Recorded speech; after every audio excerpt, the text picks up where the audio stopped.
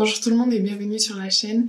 Dans cette vidéo, on va faire un maquillage pour le printemps. J'avais envie de faire quelque chose d'un peu frais avec un peu de couleur. Donc on va faire tout ça ensemble, même s'il fait pas très beau par là où je me trouve. Moi, ça me ramènera un peu des airs de printemps qu'on n'a pas vraiment encore eu. Donc on va faire un full face avec plein de produits, plutôt des produits plus anciens. Il y a 2-3 plus récents et voilà, c'est parti. Je vais commencer avec la base de teint de chez Avril à l'huile de Macadamia Bio. C'est une base assez normale. Enfin, moi je l'aime bien parce qu'elle vient vraiment hydrater la peau juste ce qu'il faut pour que le maquillage se comporte bien par-dessus.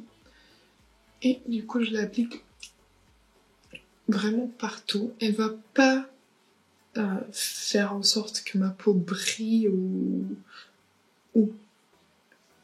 ne brille pas. Je trouve qu'elle est vraiment plus là pour hydrater un peu la peau. Et comme je vais utiliser un fond de teint un peu plus sec, mat, je me dis que cette base, ce sera la meilleure solution. Tous les produits que j'utilise seront dans la barre d'infos si jamais ça vous intéresse. Pour le fond de teint, on va utiliser le Éternité de beauté de chez Gucci. Donc c'est un fond de teint aérien tenu 24 heures avec un fini mat lumineux et un SPF de 15. Et voilà le flacon. Moi j'ai la teinte 110C qui est un poil clair pour moi, mais quand je commencerai à prendre des couleurs, ce sera mort. Mais pour l'hiver, c'est pas mal. Et puis, comme je vous dis, je préfère que ce soit plus clair que plus foncé. Le plus clair, on peut le rattraper avec le bronzer, blush. Mais le plus foncé, faut jouer avec des anti-cernes plus clairs et du coup rajouter plein de matière par-dessus. Donc voilà, vous voyez, ça va. Parce que je n'ai pas encore du tout pris de couleur cette année. Donc voilà, c'est un fond de teint qui a un fini très naturel sur la peau. On le voit quasiment pas, hein, il se fond très bien à la peau. Et puis il sèche et il ne bouge plus. Il est sans transfert. Et il tient super bien la journée, franchement, je l'ai utilisé sans le poudrer. Et il a super bien tenu, je m'y attendais pas du tout parce que moi, ne pas poudrer un fond de teint, c'est quand même quelque chose, quoi, un événement. Parce que avec ma peau mixte, je me dois de poudrer mon fond de teint, sinon il va partir dans tous les sens. Mais voilà, vous voyez qu'il s'applique très bien. Et il est vraiment très beau sur la peau. Et alors, il se dit mat lumineux et c'est exactement ça. C'est qu'on va avoir une peau matifiée, mais avec une lumière très naturelle, comme si c'était une peau en bonne santé. Donc, c'est pas les mats, les vrais mats qui parfois peuvent être un peu plombants et rendre notre visage un peu genre fatigué. Donc ensuite on va passer à l'anti-cerne et pour l'anti-cerne j'ai sorti le Best Skin Ever Glow de chez Sephora que j'ai en teinte 13 et qui est un anti-cerne qui va avoir un fini un peu lumineux. Je viens l'appliquer par ici, donc sur mes cernes. Et je vais en appliquer un peu ici, un peu ici et un peu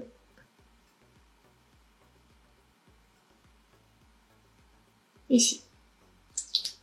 Voilà, je vais laisser un peu sécher pour que la couvrance soit un peu plus forte et on va passer du coup au contouring en attendant. Et je vais utiliser le Super Bronze, le voile bronzant de chez Iconic London en teinte Sun Kiss.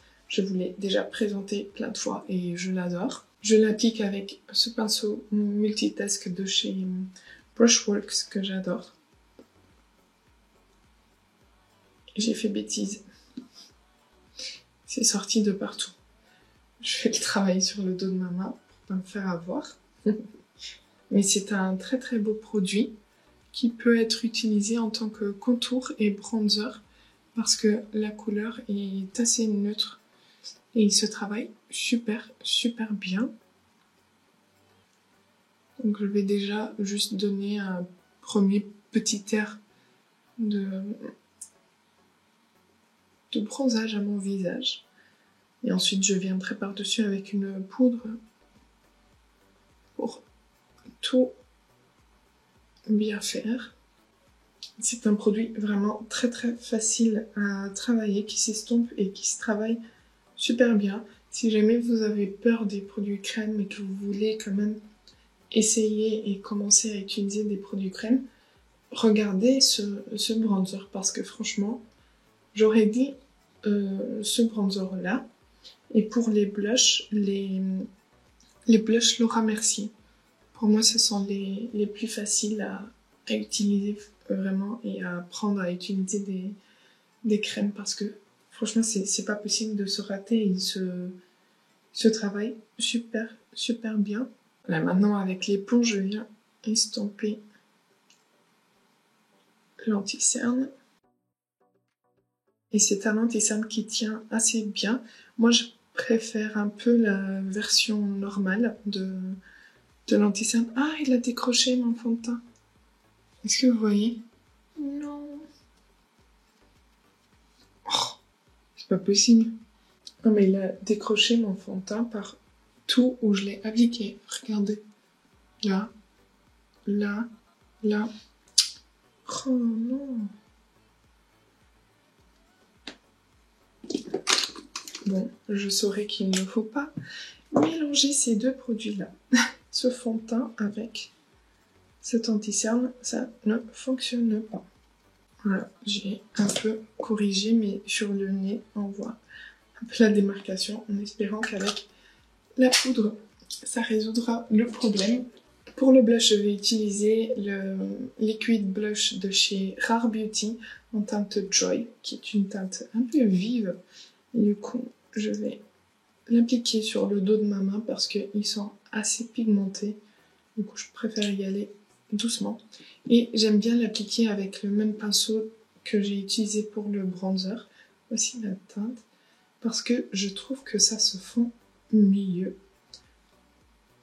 C'est super bien pigmenté. C'est pour ça que je ne vous ai pas vraiment conseillé ce blush-là. Quand j'ai parlé d'un blush crème, j'ai parlé de ceux de chez Laura Mercier parce que je les trouve plus faciles à appliquer, moins pigmentés, donc plus simple à estomper et travailler. Mais voilà. Donc ça, c'était juste avec, une fois le pinceau trempé dans le produit, ça donne ça. Mais comme je viens appliquer la poudre par-dessus, ça va s'estomper, donc ça va aller. Je profite également pour poser ma base à paupières de chez Rare Beauty avant de poudrer pour que ensuite ça fasse pas des démarcations bizarres là, parce que si le teint est déjà poudré et qu'ensuite on vient appliquer comme ça une teinte, rien du tout, un produit crémeux, ça peut créer des petites taches. Donc autant l'appliquer maintenant. Et puis elle tient super bien les fards. Elle tient mieux les fards que les anti-cernes, je me suis rendu compte. Donc c'est encore mieux. On va passer à la poudre et je vais continuer à tester la Better Believe It de chez Physician Formula. Je l'avais testée avec vous lors de la dernière vidéo. Ouais. Donc je vais juste enlever les petits plis de l'anti-cerne et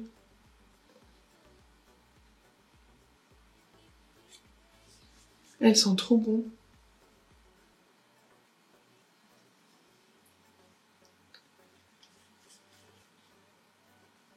Et elle est vraiment très très fine, elle est très compacte parce que quand je fais ça, c'est pas du tout volatile.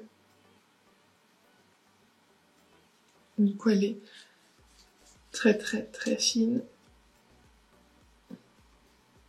Et je ne sais pas si vous voyez que déjà ça a atténué la pigmentation du blush. Vous voyez, là je ne l'ai pas encore appliqué, on le voit très très bien encore. Ici c'est déjà plus fondu.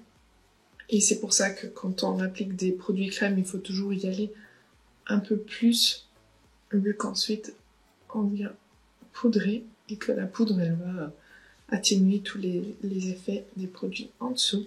Franchement, la poudre, elle est très belle. Elle vient comme que finir de lisser le teint. C'est très très beau sur la peau et comme je vous dis, c'est très très fin. Donc c'est parfait. Pour le bronzer, je vais utiliser le nouveau de chez Pat McGrath en teinte Naked Desire que j'adore, que j'utilise tout le temps depuis que je l'ai. Donc je vais juste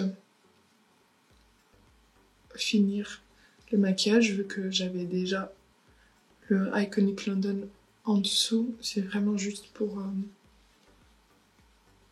le rehausser.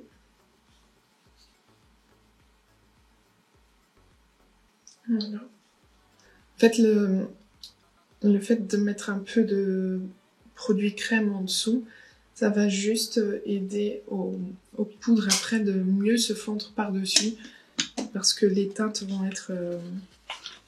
la peau est déjà préparée un peu à recevoir ce type de teinte, donc c'est plus facile à travailler encore que si on n'avait rien mis. Pour l'highlighter, on est au printemps, il faut un peu de lumière. Je vais utiliser celui de chez Rare Beauty en teinte Enlighten que j'adore. Je sais pas si vous voyez, mais ça commence à creuser un peu. Et je vais l'utiliser. Et il est super beau. Il se fond super bien à la peau. Et ça donne vraiment un air de peau en bonne santé qui brille juste ce qu'il faut. Après, vous pouvez augmenter l'intensité en rajoutant. Moi, j'aime bien comme ça. J'en applique un peu ici aussi, ici et ici. Moi, j'aime bien comme ça parce qu'ensuite, je viens appliquer le blush par-dessus et ça va encore une fois atténuer l'intensité de l'highlighter et ça va aussi le fondre encore mieux à la peau. Pour le blush, je vais utiliser celui de chez Gucci, c'est le 04 Bright Coral qui se présente comme ceci et qui va très très bien avec le blush Rare Beauty qu'on avait appliqué en dessous et qui va du coup donner vraiment ce air frais de printemps.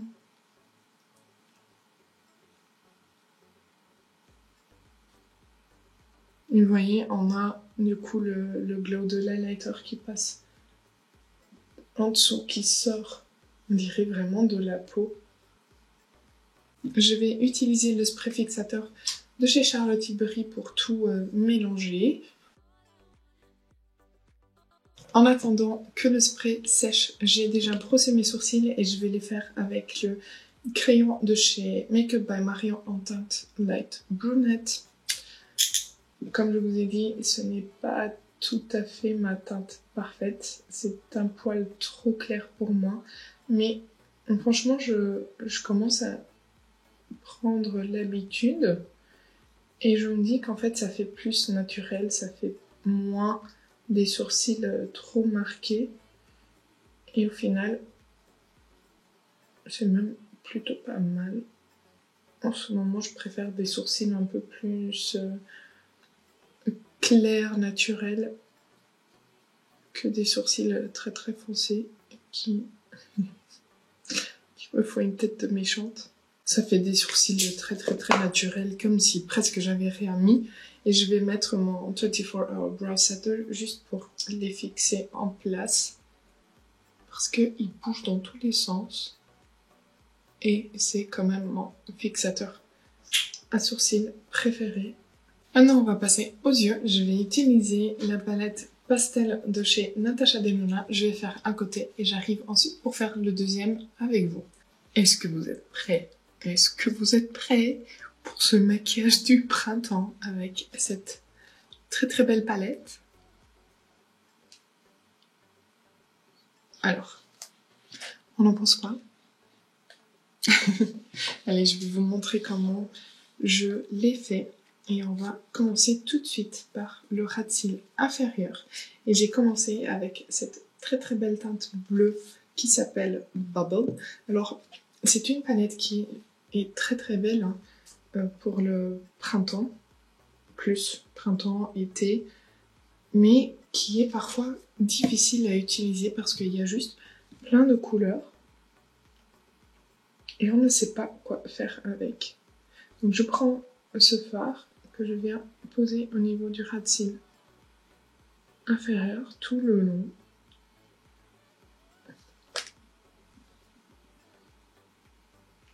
Et je commence à l'étirer ici pour créer ma structure. Et ça, c'est une bonne technique si jamais vous ne savez pas où vous arrêtez quand vous travaillez votre paupière. Vous tracez d'abord le ras de cils inférieur et vous avez votre stop ou votre ligne d'arrêt où il faut s'arrêter pour que le maquillage soit vraiment plus structuré et bien on flic.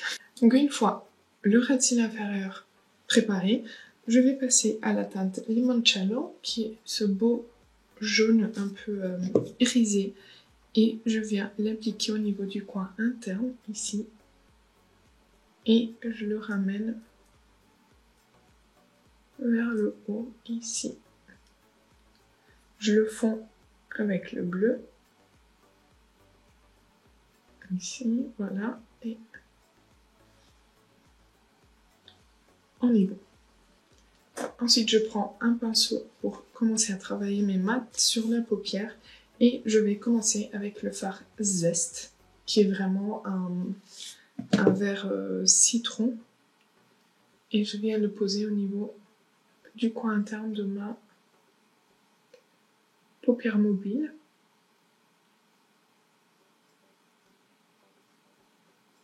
Et c'est une très très belle teinte.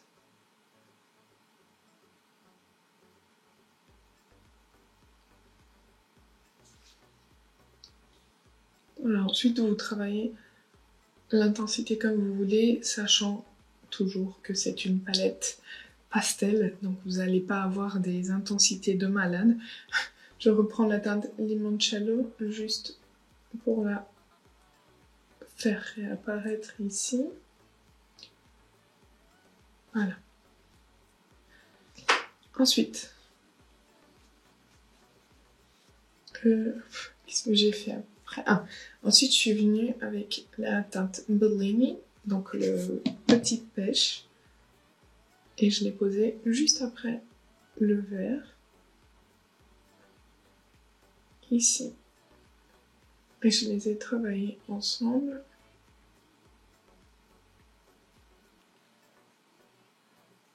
Et je trouve que c'est une belle palette quand on veut commencer à introduire de la couleur dans nos maquillages. Parce que vous voyez, il y a de la couleur, mais c'est tellement soft, tellement pastel, que ça rend agréable et ça fait pas trop. Ensuite, j'ai pris la teinte Tulle, qui est ici, ce rose un peu plus... Il y a un autre rose ici, mais qui est plus clair. Donc moi, je voulais un peu plus foncé pour vu qu'on se rapproche du coin externe. Et je l'ai appliqué juste ici après le orange. Voilà, on en est là. Et maintenant, il manque un petit espace entre le rose et le bleu. Et on va faire apparaître le fard Bora, le fard violet de la palette, le fard un peu plus foncé de la palette. Je vous avais dit à chaque fois que j'ai utilisé cette palette, quand je l'ai découverte sur la chaîne aussi, je trouve juste dommage que ce fard soit dans cette texture crème, parce que du coup il a il n'est pas aussi foncé que dans la palette. Et je pensais avoir quand même un fard pour créer un peu plus d'intensité. J'ai quelques petites chutes. Hop, voilà. Je pensais avoir au moins un fard pour créer de l'intensité, mais bon, on fait avec. C'est quand même une pastel palette, donc on sait ce qu'on achète. Ensuite, j'ai pris du coup ce rose plus clair qui s'appelle Father. Et je l'ai travaillé au niveau de mon creux pour bien faire fondre tous les bouts.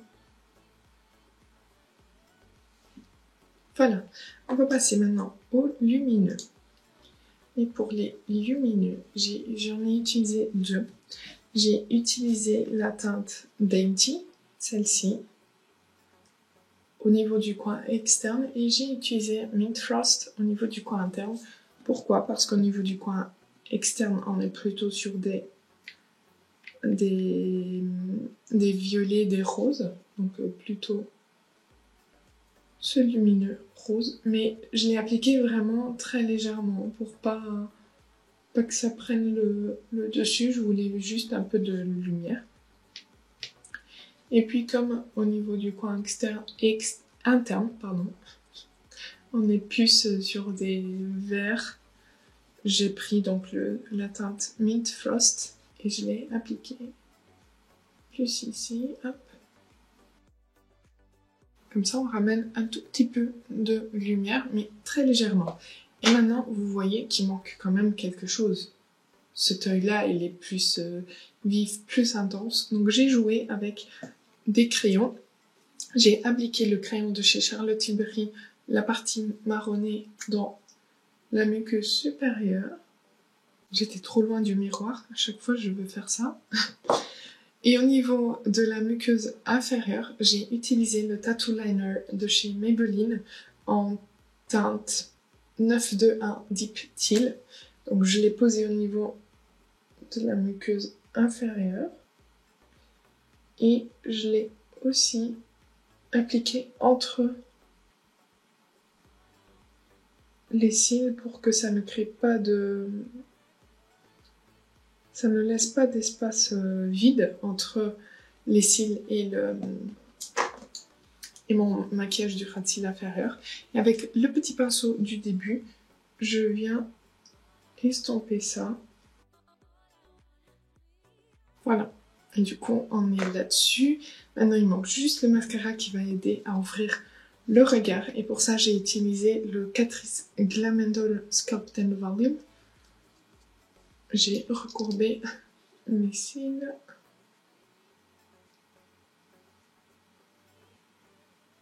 J'arrive à mieux recourber les cils de l'autre œil. Je sais pas pourquoi.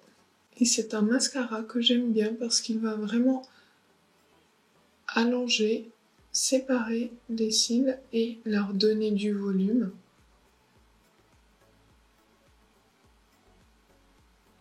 Et comme il allonge bien les cils et il donne du volume, je trouve que ça réveille direct le regard. Vous voyez, ça a tout changé par rapport à ce que j'avais juste avant. Là, on est un peu au niveau des cils du bas. Voilà. Et je trouve que ça change tout. Vous en pensez quoi? Moi, j'aime beaucoup. Ensuite, pour les lèvres, je vais utiliser le crayon Anastasia en teinte Rosewood pour le contour. Et je vais utiliser l'huile à lèvres de chez Rare Beauty, donc ces derniers produits. C'est huile teintée pour les lèvres en teinte Hope. Pour moi, ce n'est pas vraiment une huile, c'est plus une laque à lèvres qui est très très fraîche. Voilà, qui va donner un peu de couleur à mes lèvres, mais pas trop vu que on a déjà un maquillage des yeux très coloré. Donc je voulais pas rajouter une autre couleur à mes lèvres. Donc restez comme ça. Voici pour ce maquillage pour le printemps. J'espère que ça vous aura plu. N'hésitez pas à me dire si jamais vous reproduisez ce maquillage ou taguez-moi sur Insta. Dites-moi en commentaire ce que vous en pensez. Est-ce que vous sortirez comme ça dans la rue? N'hésitez pas à liker la vidéo si ça a été le cas. N'oubliez pas de vous abonner avant de partir si ce n'est pas encore fait. Et moi je vous dis à très bientôt.